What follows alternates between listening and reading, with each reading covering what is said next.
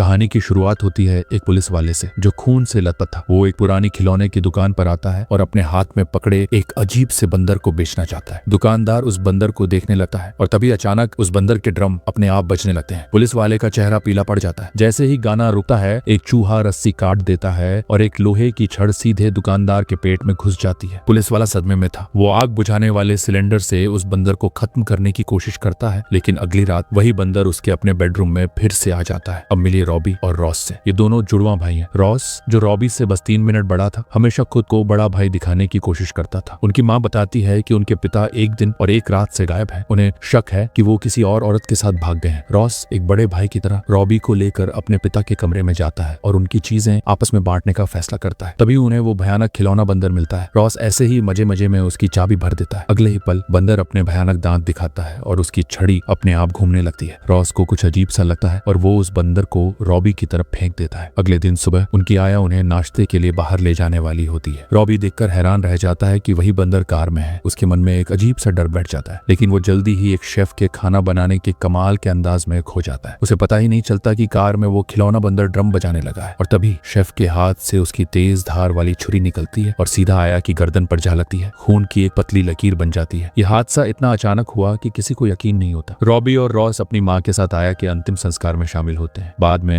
उनकी माँ उन्हें समझाती है कि सबको मरना है, बस फर्क इतना है कि कोई शांति से सोकर मरता है तो कोई किसी भयानक हादसे का शिकार हो जाता है। वो कहती है अपनी किस्मत पर रोने से अच्छा है कि आज को खुलकर जियो, क्योंकि किसी को नहीं पता कि कल और हादसा इनमें से पहले कौन आएगा। स्कूल में रॉबी को अक्सर परेशान किया जाता था क्योंकि वो छोटा था। रॉस उसका बड़ा भाई उसकी मदद करने की बजाय उसे कमजोर कहकर उसका मजाक उड़ाता था। अगले दिन स्कूल में रॉबी देखता है कि उसके बैग में किताबों की जगह वो खिलौना बंदर रखा है। सब बच्चे उस पर हंसने लगते हैं। खाने के समय भी उसे बेवजह परेशान किया जाता है। रॉबी समझ जाता है कि ये सब रॉस की शरारत है। गुस्से में वो उस खिलौना बंदर के सामने रॉस को बद्दुआ देता है कि वो बुरे से मरे और फिर अनजाने में ही वो उस बंदर में चाबी भर देता है। अगली ही पल बंदर अपने भयानक दांत दिखाता है। ठीक उसी वक्त रॉस घर आता है और खिलौना बंदर ड्रम बजाना शुरू कर देता है। रॉस देखता है कि उसकी माँ मुश्किल से मुड़ती है और जैसे ही छड़ी नीचे गिरती है माँ के शरीर से खून निकल जाता है। अगला सीन ये था कि रॉबी की माँ शांति से ताबूत में लेटी हुई है। डॉक्टर बताते हैं कि उनकी मौत अचानक दिल का दौरा पड़ने से हुई है। रॉस ये सच मान नहीं पाता। वो अंतिम संस्कार में कई बार खड़ा होकर अपनी सोई हुई माँ को जगाने की कोशिश करता है, लेकिन इस बार उसे कोई जवाब नहीं मिलता। रॉबी के पिता पहले ही गायब थे और अब वो और उसका भाई अनाथ हो गए थे। उनके इकलौते चाचा उनके गार्जियन बनते हैं, लेकिन रॉबी के मन में एक डर था जो दूर नहीं हो रहा था। उसे लगता था कि आया और माँ की मौत का संबंध उस खिलौना बंदर से है। तो रॉबी हिम्मत जुटाकर उस बंदर को टुकड़े टुकड़े कर देता है और कचरे के डिब्बे में फेंक देता है। अगले दिन चाचा दोनों भाइयों को अपने पुराने घर ले जाते हैं। रॉबी सोचता है कि अब उनका बुरा सपना खत्म हो गया है, लेकिन उसी रात वो खिड़की से देखता है वही खिलौना बंदर फिर से दिख रहा है। रॉबी का डर अब और काबू में नहीं रहता। वो रॉस को सब कुछ बताता है कि ये एक शैतानी बंदर है जो उनके आसपास के लोगों को अनजाने में मार देता है, लेकिन रॉस को इस बात पर यकीन नहीं होता। वो अपने भाई के अंदाजे को खुद परखना चाहता है। अगले ही दिन खबर आती है कि चाचा बाहरी कैंपिंग में गए थे और 60-70 घोड़ों के पैरों तले कुचल कर मर गए। अब रॉबी और रॉस को आखिरकार उस खिलौना बंदर की असलियत का एहसास होता है। वे उसे एक गत्ते के डिब्बे में बंद करके 20 फीट गहरे सूखे कुएं में फेंक देते हैं। 25 साल बीत जाते हैं। रॉबी अब एक बड़ा आदमी है और एक सुपरमार्केट में काम करता है। इस दौरान उसे कोई हादसा नहीं हुआ, लेकिन रॉबी लापरवाह नहीं था। वो हफ्ते में केवल एक बार अपने बच्चों से मिलता था और उसकी पत्नी भी कुछ साल पहले दूसरी शादी कर चुकी थी, क्योंकि वो खिलौना बंदर एक भयानक बुरे सपने की तरह था जो हर रात उसे परेशान करता था और उसे चैन से सोने नहीं देता था। तभी एक दिन रॉबी को अपने भाई रॉस का फोन आता है। उनकी आंटी की अचानक मौत हो गई थी और वो भयानक बंदर वापस आ गया था। रॉबी ठीक उसी समय अपनी पूर्व पत्नी के घर की हवेली में था। फोन रखते ही एक एयर कंडीशनर छत से नीचे गिरता है और उसकी बिजली की चिंगारियां कमरे में भर जाती हैं। अपनी पूर्व पत्नी को अपनी आंखों के सामने दर्दनाक मौत मरते देख रॉबी को यकीन हो जाता है कि रॉस जो कह रहा था वो सच था। उसे तुरंत अपने बच्चों से दूर रहना होगा ताकि उन्हें कोई खतरा ना हो। लेकिन उसका बेटा पीट पहले ही समझ चुका था कि उसके पिता ठीक नहीं है। माँ और नानी की दुखद मौत ने उसे भी परिवार के इस श्राप का एहसास करा दिया था। वो अपने पिता के साथ इसका कारण खोजना चाहता था। रॉबी अपने बेसहारा बेटे के बारे में सोचकर आखिरकार उसे अपनी आंटी के पुराने घर ले जाता है। घर बेचने वाला पहले से ही वहाँ इंतजार कर रहा था। रॉबी की आंटी की कोई संतान नहीं थी, इसलिए ये संपत्ति रॉबी और उसके भाई को विरासत में मिली थी। लेकिन रॉस कई सालों से लापता था, तो रॉबी को खुद ही वसीयत के कागजात पूरे करने पड़ते हैं। घर बेचने वाले से उसे अपनी आंटी की मौत की पूरी कहानी पता चलती है। उस समय बूढ़ी औरत अपने घर में सो रही थी। तभी उसे बाहर से कुछ अजीब आवाजें सुनाई देती हैं। वो अपनी बंदूक लेकर चारों ओर देखती है। सीढ़ियों से नीचे आते हुए अचानक एक लकड़ी का तख्ता टूट जाता है। शुक्र है कि आंटी की किस्मत अच्छी थी, बस उनके चेहरे पर मछली पकड़ने वाले कांटे लग गए थे। दर्द सहते हुए वो एक एक करके उन्हें निकालती है। तभी उसे गैस की गंध आती है। आंटी सूंघने के लिए पास जाती है, लेकिन गलती से गैस जला देती है। उनका सिर आग के गोले में बदल जाता है। घबराहट में वो सीधा घर के बाहर लगे साइन बोर्ड की तरफ दौड़ती है। इसमें कोई शक नहीं कि रॉबी की आंटी की मौत बहुत अजीब हो गई, लेकिन प्रॉपर्टी डीलर कहता है कि और भी अजीब बातें हुई हैं। हाल ही में इस इलाके में लगातार हादसे हो रहे हैं, यहाँ तक कि कुछ लोगों को कोबरा ने काट लिया है, जबकि यकीन मानिए इस जगह पर ऐसे सांप होते ही नहीं। रॉबी समझ जाता है कि वो खिलौना बंदर फिर से आ गया है। उसे डर था कि प्रॉपर्टी डीलर को भी कोई हादसा ना हो जाए, लेकिन इससे पहले कि वो उसे रोक पाता,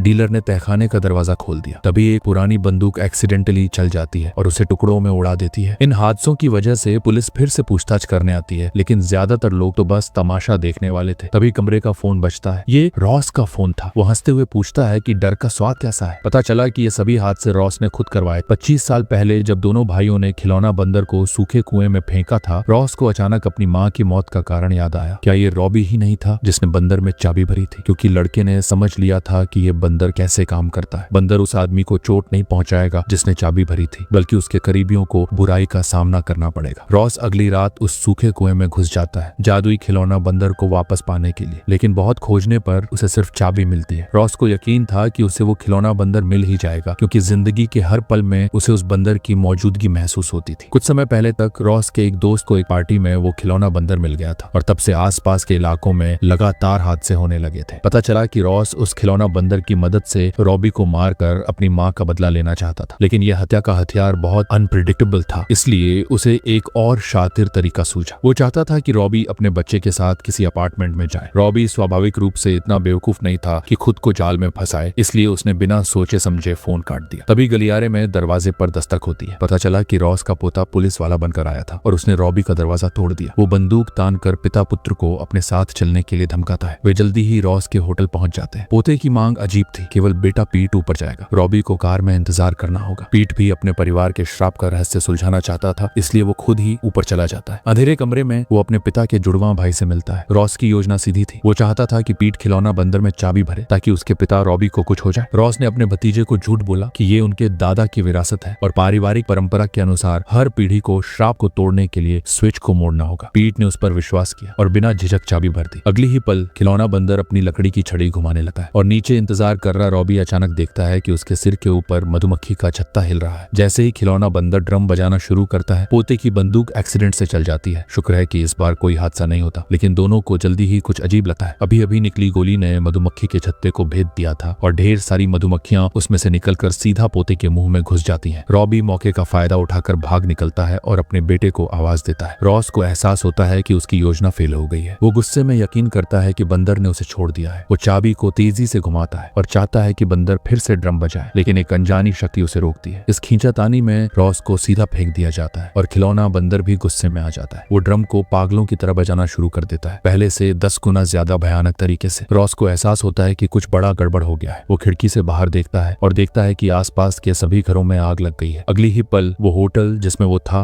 वो भी आग की चपेट में आ जाता है। एक एक करके लाशें आसमान से गिरने लगती हैं। तभी रॉबी ठीक समय पर वहां पहुंचता है। वो तुरंत समझ जाता है कि ये सारा कत्लेआम उसके भाई की वजह से हुआ है। रॉस तुरंत अपने मन की नफरत निकालता है। ये सब तुम्हारी वजह से हुआ है, तुमने माँ को मार डाला। रॉबी कुछ सेकंड के लिए ठगा सा रह जाता है। उसे अचानक अपनी माँ की पुरानी सलाह याद आती है। सभी को मौत का सामना करना पड़ता है, ये कोई नहीं टाल सकता। माँ की मौत से रॉबी भी बहुत दुखी था, लेकिन उसकी जिंदगी में अभी और भी जरूरी रिश्ते थे। रॉस आखिरकार अपने भाई की बातों से पिघल जाता है और नफरत छोड़कर एक नई जिंदगी शुरू करने का फैसला करता है। कौन जानता था जैसे ही वो खड़ा होता है, खिलौना बंदर की लकड़ी का हथौड़ा नीचे गिरता है। रॉस का सिर दीवार पर जा टकराता है। बाद में बाप बेटे कार में बैठकर होटल से निकलने की तैयारी करते हैं। ये सोचना भी मुश्किल है कि इस बंदर ने लगभग आधे शहर के लोगों को मार डाला था। रॉबी उसे एक उजाड़ सुनसान पहाड़ी इलाके में छिपाने का फैसला करता है, लेकिन उन्हें पता नहीं चलता कि जहां भी वो खिलौना बंदर जाता है हादसे कभी रुकते नहीं। तो बस दोस्तों, ये थी मंकी मैन की पूरी कहानी। इस कहानी का मतलब बहुत सीधा है। ये खिलौना बंदर जिंदगी में अचानक आने वाली बुराई का प्रतीक है। वो लोगों की जिंदगी और मौत का फैसला ऐसे ही करता है जैसे असल जिंदगी में बिना किसी चेतावनी के हादसे होते हैं। अंत में रॉबी की माँ की बात बिल्कुल सही लगती है। हादसा और कल, इनमें से पहले कौन आएगा किसी को नहीं पता। आज को जीना ही सही है। तो बस दोस्तों, आज के लिए इतना ही। आपको ये कहानी कैसी लगी कमेंट्स में जरूर बताना। इस वीडियो को लाइक करना, अपने दोस्तों के साथ शेयर करना और मेरे चैनल को सब्सक्राइब करना मत भूलना, ताकि ऐसी ही और डरावनी कहानियां आप तक पहुंचती रहे। मिलते हैं अगले वीडियो में। तब तक अपना ध्यान रखना और सतर्क रहना।